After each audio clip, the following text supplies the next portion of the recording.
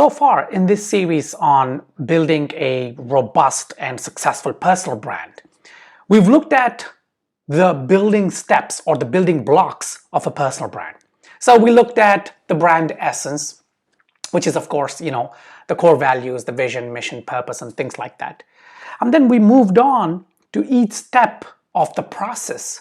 And the final piece that we spoke in the last video was about the visual branding, right? So this is about how your brand should look and feel. This is about the brand tone, the voice, and the logo, and if you have a personal logo, the color palettes, the typography, and things like that. Now, we also looked at content strategy. We looked at what you need to become an authority figure, right? Because personal branding is nothing but the journey of becoming an authority figure. So an authority figure could be an influencer or someone whom the target audience sort of follows and seeks out and listens to in terms of the advice or in terms of whatever knowledge is being shared and so on and so forth. But the fact is that a lot of people, when building a personal brand, go ahead and create great content, right? So they write blog articles or they make videos or whatever kind of content strategy that is of value to the target audience. But very soon they sort of feel a little kind of how would you say frustrated, or they don't see the kind of results that they expect when building a personal brand. So what is the missing link there? So you know your target audience, you understand your target audience, you create content that is of value to your target audience, and you take the steps on becoming an authority, research, and things like that we spoke about in the previous videos, right? The missing link is marketing. Now, people assume that marketing is only for brands or businesses and companies and so on and so forth. But marketing is critical to building a personal brand. When you market yourself, essentially you're creating the platform for the valuable content to be delivered. Because you can create all the content you want and it could be the greatest content out there, but if it is not delivered to your target audience, if nobody is reading your content or if nobody's watching your content, then what is the point, right? And eventually you will give up because you're not getting the kind of results that you want. So you need to market your personal brand. Now, marketing is, when it comes to a personal brand, is really nothing but engagement online. Okay, so it starts with, okay, so put your content aside. So let's say you created a piece of content. So you've created a blog post or a video. What do you do next? Yeah, you post it online and typically people just move on. That is a critical mistake. They move on to the next piece of content. They move on to creating more content. Actually, each piece of content should be treated with respect and should be treated as an asset. It should be marketed. Let's say you create a piece of content on your blog, right? You post an article, you publish a blog post. Some people maybe sort of share it on their Twitter profile, their LinkedIn profile, their Facebook page, and then that's it. They move on. Actually, you need to do more than that. First of all, look at the piece of content, look at the topic of the content. Go and research. Use tools like BuzzSumo, for example, or even just Google search other similar pieces of content in that market segment. Now, you might have done that before writing the content, which is fantastic, which means you already have a list of maybe similar pieces of content or related content, or even places where your target audience is talking about this piece of content. I don't know, let's say, let's take a kind of a weird example, right? So, hair loss, hair, toupees, wigs, maybe. Let's say you wrote a piece of content on hair loss, right?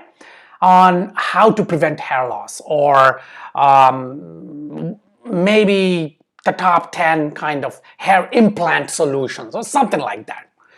Now, just don't post it there and move on. When you are actually writing this piece of content, maybe you search and you found out where people are talking about this, right? Where people like myself are congregating online, trying to find out what's happening with hair loss. Okay, in my case, I sort of, my hair was gone ages ago. But when I was losing hair and I was really getting to that stage where I was panicking, yeah, I was researching online, I was reading articles and so on and so forth. So you need to identify where your target audience is really trying to get this information. Then, if you find similar articles, right, go and engage. See if there's a comment section, right? The same with a video. If you're making a video, but anyway, we will talk about a video next. Let's talk about just posting content on your blog, right? See what kind of comments people are posting. See if you can actually maybe leave a link. Now, of course, if it's a competing kind of personal brand, they will not approve your comment. They will not let you post your link to your article there. But let's say if it's a related or it's a complementary kind of article. So somebody else is writing, maybe, yeah, let's say if you wrote about how to prevent hair loss, and then there's an article about the top 10 hair implant brands in the world or cities or whatever, that's a complimentary one. You're not really competing, and usually that blog or that person who posted that blog would have no problem letting you post your link there.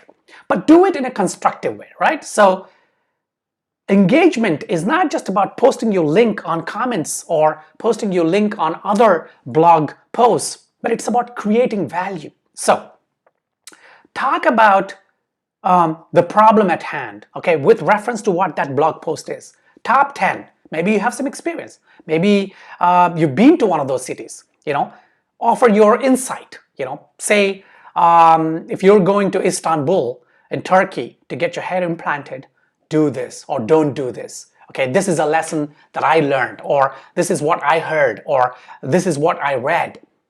So you're adding value, and then at the end say, well, I wrote an article about the top 10 things that you should do or should not do or to prevent hair loss or something like that. So do you see what I'm saying? It's about engagement, it's about giving value, and then maybe people would then allow you to post your link there. Okay, I know we got too much in detail of what that piece of content is, but the lesson is that to market your content, you need to be engaging, right? You need to be adding value to other people's content so that your content then can reach your target audience.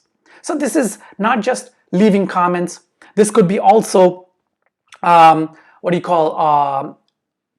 co-sharing situations. Let's say you read a great article. Again, let's take the same article, which is the top 10 places to get hair implants. Reach out to the author or to the website and say, beautiful article, mean it, yeah? Go through it. And maybe even pick up on something that you could either agree with or maybe disagree with, right? Or maybe add a bit of value to it and say, you mentioned that in Istanbul, the prices are so and so. Maybe this is a little dated website, right? Or post. Maybe say, actually, they're now as expensive as American hair implant solutions, right? Or something like that. Do you see what I'm saying? Then say, I have written a complimentary article on hair loss, and I think your audience will really appreciate, will really love this. Is there a possibility that you could reference my article on your blog post? And by the way, I have referenced your article on mine. And you should reference other people's articles if they make sense, if they're valuable to your audience, if they sort of add value to the topic at hand and extend it, right? Not just random, not just because you want that person to link back to your article. Be genuine. So those are a few ways of marketing your blog post. Now, a couple of ways in terms of links and with competitors or even complementary. The other way is on Twitter, for example, or Facebook, when you're sharing your latest blog post, spend some time creating some buzz out of that, right? So don't just share it. Sharing is very easy. With a tool on your browser or something, you might have a link. You just click on that link and bingo, it just posts on Twitter, and then you just move on. You close that and you move on. No, take your time. Go on Twitter, first of all, search for those keywords, those buzz keywords, the hashtags that are related to the topic of your post or video. Again, we're coming into videos because the previous two things that I talked about, not so much videos. Videos have specific kind of promotional strategies, which I will get into in just a bit, but this one applies to videos too. So on Twitter, on Facebook, not so much on LinkedIn, search for hashtags, look at the conversations going on, jump into those conversations, give your insight, talk about your insight, and actually, before doing this on a daily basis, change your, in the bio, in Twitter bio, you have a link, change that to the latest blog post. Then go and start participating in conversations. Spend an hour. It is worth it. Look, you've spent 2 hours, 3 hours, I don't know, creating the blog post or the video, right? And then you simply share it in 30 seconds and then move on. You're doing injustice to your content, to the time and effort you spent in creating that piece of content. Assuming that it is a great piece of content, then it is your duty, your responsibility to spend more time actually nurturing that, not just moving on to the next piece of content. I know if you have a daily schedule, right? You are producing articles on a daily basis or videos on a daily basis. Yeah, you might not have the time to sit down and promote each piece. I understand that. Okay, if not an hour, spend 15 minutes, half hour, 30 minutes, right? It's going to pay dividends. So go through the conversations on Twitter or Facebook, add your insight, and don't necessarily link out straight away, right? Because when you add a stunning insight, people will click on your profile. They will check out what it is. And when they come to your profile, when they see this link in the bio, they're going to click on it. They will go and visit your article. So most people, including myself, just have their main website as a link in the bio. No, make that dynamic. I know it takes another minute, 2 minutes, but edit your bio every day, especially LinkedIn, and change your bio link from just not being just the homepage of your blog or whatever, but being whatever you posted on that day. Keep it fresh, keep it relevant, because a lot of people click on that. Same case with the video, right? Post a video on Facebook or on Twitter, but also go into comments, go into other topics, other threads that people are talking about, and say, guys, there is a related video that I just did, which is. Now, one word of caution here. Do not spam groups or spam people on Twitter or Facebook, and especially on LinkedIn, because LinkedIn you would have the group system, and kind of interest group system is so good that you'd be tempted to just join groups and then bang, bang, you start spamming them with your latest article or video. No.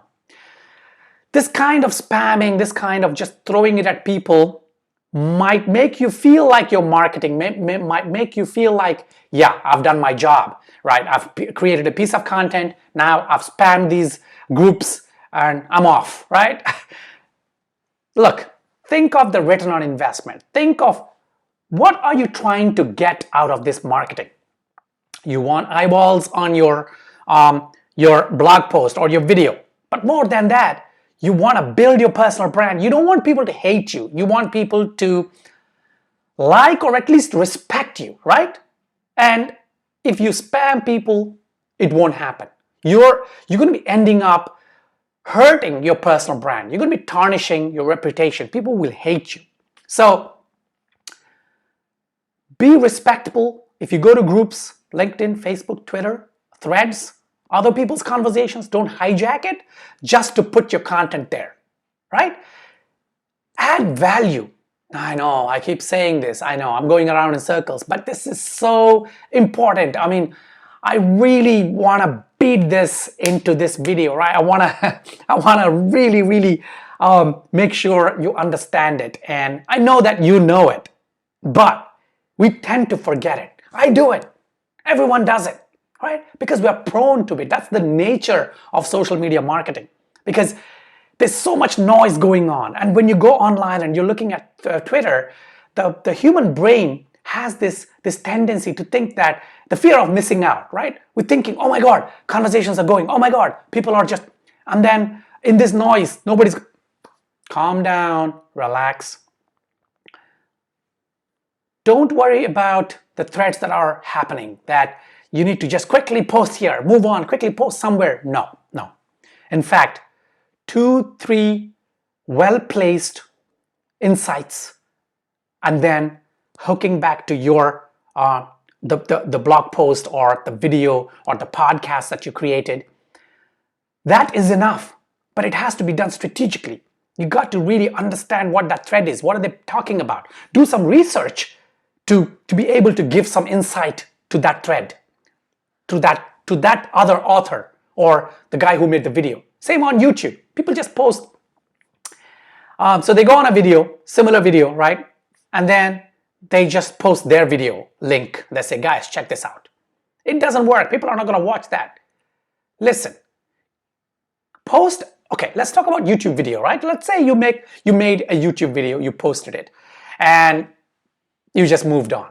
Now, how do you promote a YouTube video? I know it's a whole new topic. It's a big topic, and maybe it deserves its own video. But let me just talk about it for a few minutes here, if you have the time. Now, I know I'm already on to the 17-minute mark here, but this is very critical if you understand it.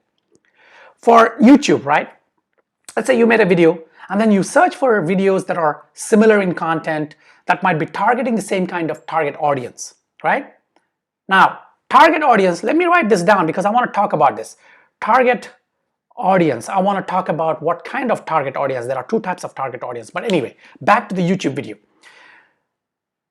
Yeah, why did I do that? As I mentioned in one of my previous videos, this is all unedited. So I don't edit any of my videos. I record them in one go. I download that recording and then I upload it to YouTube. Anyway, so YouTube video. Let's say you created a YouTube video and then you went and found similar videos. You go into the comment section, filter out, of course, all the trash and all the nonsense that is there, but look for clever, insightful comments. Add your 2 cents there. Or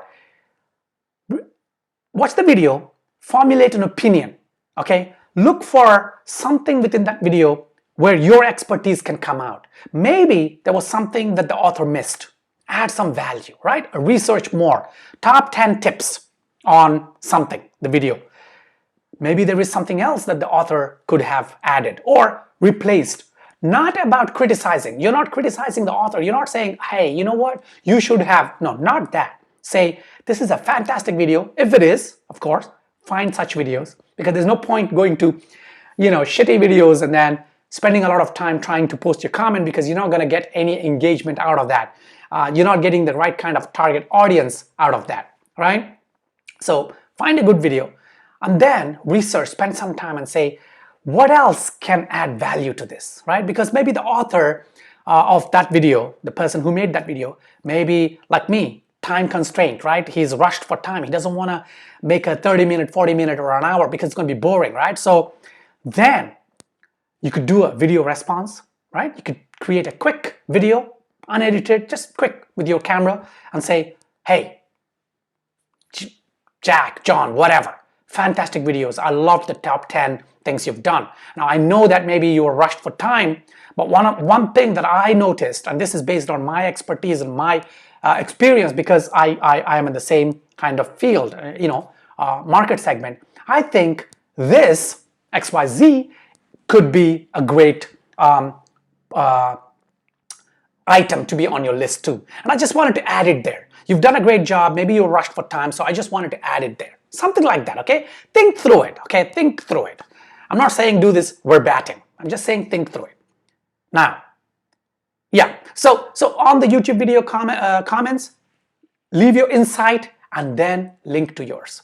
But not straight away. Spend some time, create a thread where people are saying, oh, MASH, or whatever your name is. That's a great comment. That you're absolutely right. When they say that, then say, thank you. Now, I did a similar video, here is a link. Or I did a complimentary video, here is a link.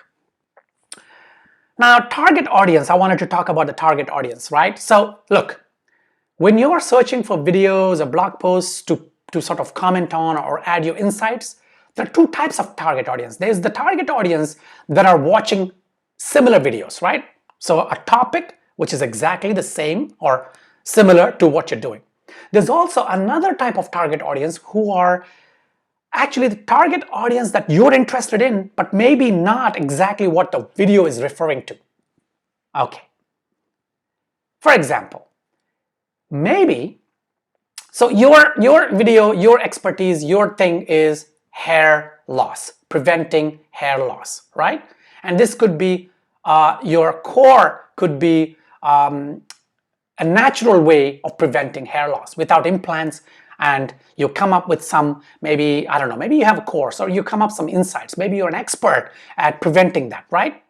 Now, the audience that could be searching for toothpaste, for wigs, not hair loss. They're maybe not even aware, or they don't even know that maybe they can prevent hair loss. Maybe they're looking for toothpaste, right? Wigs. They are your secondary audience.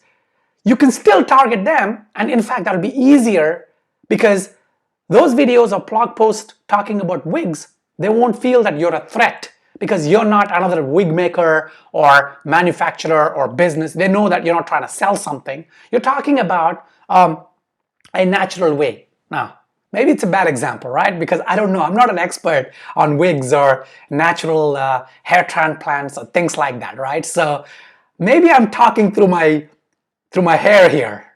Maybe what I'm saying is bullshit, right? But this is just to illustrate my idea. This is just to give you an idea. Okay, so I know this is 22-minute mark. I better wrap it up.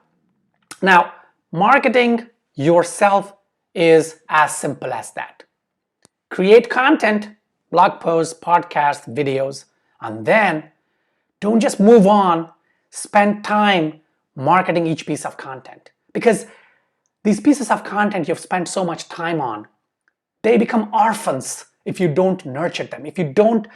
They deserve people reading them, people watching your videos or listening to your podcast. Don't just create those beautiful content and just leave it there, because they become stale, they become out of date. Once they're there 1 week, 2 weeks, after a month, yeah, they're like, even you don't care about them, right? So people won't. Google, yeah, through search, maybe in the future some traffic might come to your blog post, but hey, when you post it is the time, you know what they say, hit the steel when it's hot or something like that, right? You need to put the effort in. If you spend 3 hours or 4 hours creating a piece of content, spend at least half hour. I would say spend an hour or 2 even, right? Marketing it. But if you don't have the time, hey, don't binge watch Netflix tonight. If you created a piece of content today, forego that binge watching or browsing through Netflix, endless browsing, which I hate, which I do. I'm guilty of that. Instead of that, open your laptop casually, because maybe in your workplace, maybe in your working environment, you don't feel like doing it because you've already spent so much time creating that piece of content. You just want to move on. Give it a break. Sit at night, open your laptop, within reason, of course. I'm not saying burn the midnight oil, but then casually. Just don't do it from a business perspective, from a personal brand perspective. You're interested in this topic, just go and research what others are doing. And when you find something, leave some comments there. Maybe in the first instance, don't even share your link. Just leave some comments. See what happens. If people like your comment, if the author acknowledges your comment, the person who has posted that video or the article, then say, oh, thanks. Yeah, I mean it. It's a beautiful video. And here is something what I've done. And you know what? That author will definitely promote your link. Okay, that's all for today. It's a vast topic, and this 20 minutes or whatever, 25 minutes is not going to do it justice. But just remember this simple thing. Apply this formula and you're going to be okay. Create great piece of content and then go engage with people out there and then promote your content, right? I hope you found it useful. If you have any questions or if I missed anything, leave an engaging insight or comment below this video, right? And yeah, that's the way it is. Till my next video, take care.